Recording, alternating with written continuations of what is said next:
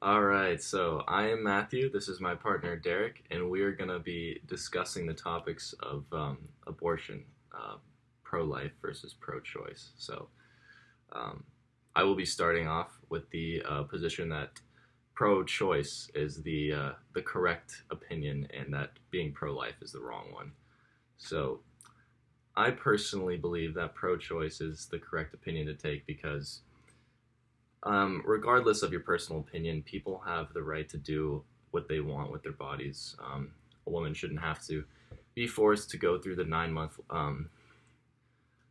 process of carrying a baby if that's not what they want to do. And oftentimes, people aren't always in the right position to be having a baby in the first place. In the event of like an unplanned pregnancy, um, babies can be an extreme financial burden that could not only result in the destruction of the life of the mom and the dad as well, but also a horrible life for that child as well. So you have to consider the quality of life that that child may have, considering the circumstances going into the pregnancy, and the quality of life that the parent will have going forward afterwards. So a parent should be able to make that decision if they need to. And I think my opponent is wrong.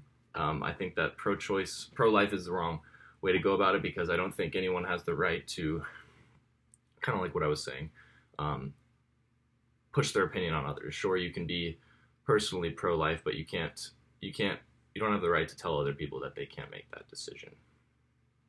All right. So the reason why I believe that, I am pro-life is because it is within my ability to say that it is incorrect for you to do. It's 100% correct for it to say murder is wrong. You're not going to pass it off as, well, you can go about, well, it's not my life. They can go kill whoever they want. Since it's a child, I believe life begins at inception. So once that baby is created and starts growing in the womb, it's taking another human's life. And that is something I do believe I have the right to be able to express and say, no, you can't do that. That's murder. Like, it's pretty self-explanatory when you think about it like that.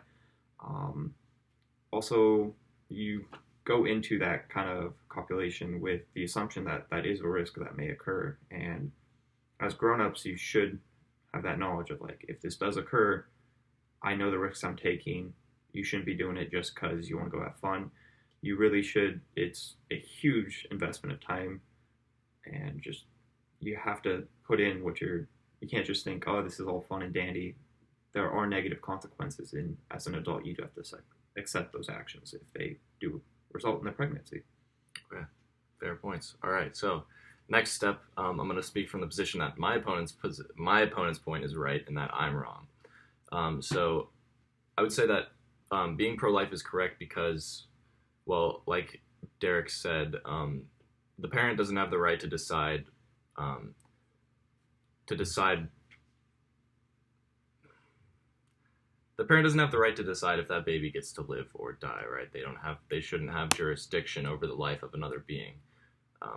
Even though that they may be carrying that being for a period of time, it's still not them. That is going to be an autonomous human being in the future, and they don't have the right to decide whether they get to live or die, I guess. Um, what else? Let me think. Well, why I would be wrong. I think pro-choice is the wrong way to go about it because you are, like I said, taking the life of another child in the event that you do get an abortion, and you shouldn't be able to do that. You shouldn't have the right to. You shouldn't be able to exercise your rights in a way that extends towards other human beings, and in this case, towards a child that you are going to conceive. So now I'll take his side of the argument. I do, I do see the argument that taking someone and having an unplanned pregnancy does put you at a huge financial loss for the rest of your life. If you're not in the situation to be able to take care of the child, you're going to be more than likely sacrificing education, hours worked. You're going to be paying for babysitters, schooling, and that can early in your 20s or even younger. That can truly affect you for the rest of your life and put you at a negative point in your life where you're not going to achieve your goals. And the child may also not get a very good upbringing just because you are put under those financial pressures. So I do understand that side of the argument, and I could be wrong just because since it is not my body, I mean, who am I to say what someone's going to do with their own body? There is a sound argument where you're saying the life within the mother is the mother's life as well, and they do have control over how that life goes. All right, great points. All right, now we're gonna go under the guise that both positions are correct and both are wrong.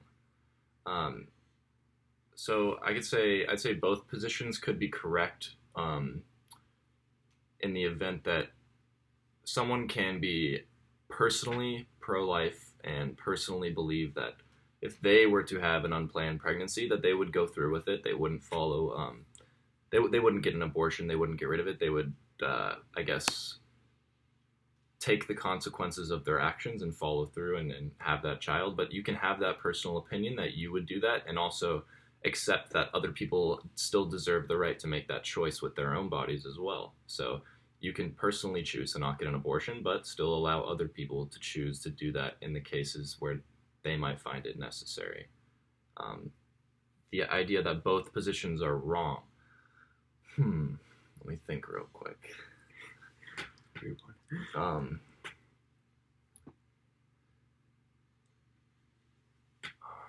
I guess both positions could be wrong in the idea that they're both trying to paint this issue as more black and white, where it's kind of oftentimes a lot of gray areas. There are instances maybe where life is the right choice and where abortion is also the right choice, so that it's not completely black and white. So I guess in the instance of unconsensual sex, a woman definitely should not ever have to follow through with that pregnancy. But if you're looking at it from the perspective of a pro-life person, in the event that someone has an unplanned pregnancy that is still consensual, they should take the brunt of their actions and have to follow through. So I would say both are wrong in that there's a lot of gray area in the middle that kind of is unaccounted for. 100%. So both being correct, both sides definitely have their merits. Pro-choice definitely gives the mothers a lot more freedom with how they're going to spend their lives, and giving them more time to figure out whether or not this is something that they're ready for at that point in their life, which on the wrong side does go against the pro-life mantra of no matter what, you are keeping the child. It steals a lot of freedom away from the mothers. And then I just did pro-choice, right? So pro-life, it does go for that being correct as well. I mean, it is a fetus. It is a growing human being. It's hard for them to both be right at the same time, but they both do have their merits, and why both views can be accepted by different people if they hold it personally. And as he was saying, there's a lot of gray area. No two situations are precisely the same. Unconsensual, rape, incest, those definitely do affect how the ideal should be treated, just because you don't want to force a mother to raise a child that may remind them of their attacker their entire lives. So in that aspect, there is a good argument for why pro-choice should be instated. All right, number 4, why it isn't important if either side is right or wrong. I'd say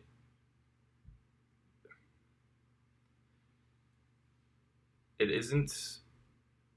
I would say it only isn't important in the scenario that abortion is legal, and that personally someone can be pro-life and still have that control over their lives, whether or not they want to get an abortion. And it wouldn't be important if you're right or wrong, because the people that do need to get an abortion still are able to do that safely and legally, and in a sanitary way. And I would say in my opinion, that's the only situation where it's not important if either side is right or wrong, because you can't really live in a world where abortion is illegal and say that it's not important for the other side to be wrong or right. So if everyone has the decisions or the freedom to make the decision they want to, then I would say that it's not important what side's right or wrong. From my perspective, I think it's only not important whether it's right or wrong, just if all parties involved are performing safely. Like if there are abortions going on, they're being done before certain milestones in the child's development, before they is a fully viable child, then I believe there's a much better argument on why both sides can do their own thing without violating each other's perspectives on the rights of that unborn future child. Okay. Finally, affirm the fact that there is truth in all four perspectives. Well, I think there is truth in the position, the idea that pro-choice is the correct position, mainly because I don't have the right to tell another person if they want to get an abortion or not, regardless if I were to be pro-life or pro-choice. It's really not the matter of the issue. It's the fact that I don't have the right to tell other people what they can and can't do with their bodies, especially when I'm not even capable of doing that. So that position is correct in that sense. I would say his position has validity in the idea that there is something special about life, and the child that is an embryo and will soon be a human baby will eventually be a human baby. So there is validity to say that there is some sanctity, I guess, to the value of that future child. I'd say there's truth in the third perspective that we're both correct, because like I said, someone can be pro-life and still allow other people to make the decisions they want to make with their own life. We live in a country where we're supposed to be able to be as free as possible, essentially, and shouldn't be too hard to accept the fact that even if I were to be pro-life, that other people don't have to follow suit with my ideals. The fourth perspective, why it isn't important, which side is right or wrong, I'd say there's truth to that. Like for kind of the similar reason, it's not really important because people have the right. If people have the right to choose, it's not important because you have the right to exercise your own personal beliefs, whether that be pro-life or pro-choice. So that would kind of make it unimportant, I guess. Mm-hmm. So for my original perspective of pro-life, I just affirming it does give, as he said, sanctity to human life, which I do believe occurs at inception. So you do have to affirm that life has value from the moment that sperm and egg meet, and that is growing into a human child immediately. It is human genes in there. It will be a human child. Then on his point of him being right, it does give them the freedoms for being able to choose how their life can play out and not being surprised or cornered into a situation that they aren't prepared for.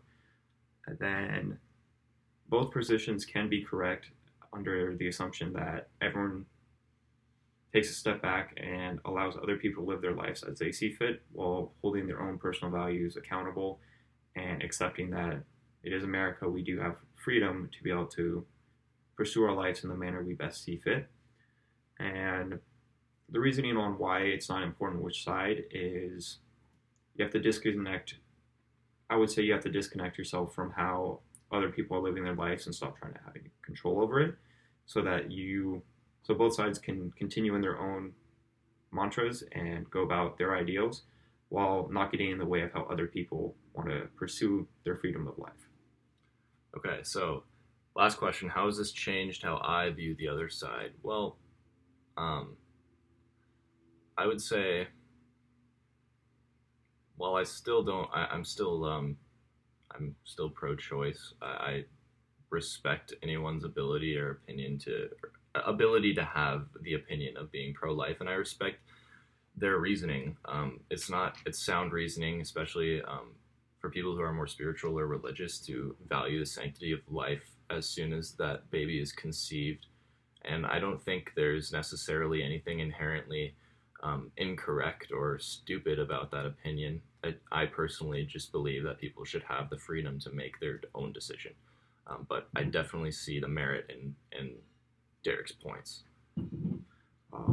So my views kind of changed. Having the discussion did help me understand the other side's viewpoints more in depth than I did previously, and I do see a more value to it. Hasn't fully changed my mind, but it does give me a lot more perspective on why people are going about this, and it lets me see other perspectives more in depth so that I can better connect with why they're saying what they're saying. Perfect. Thanks, guys.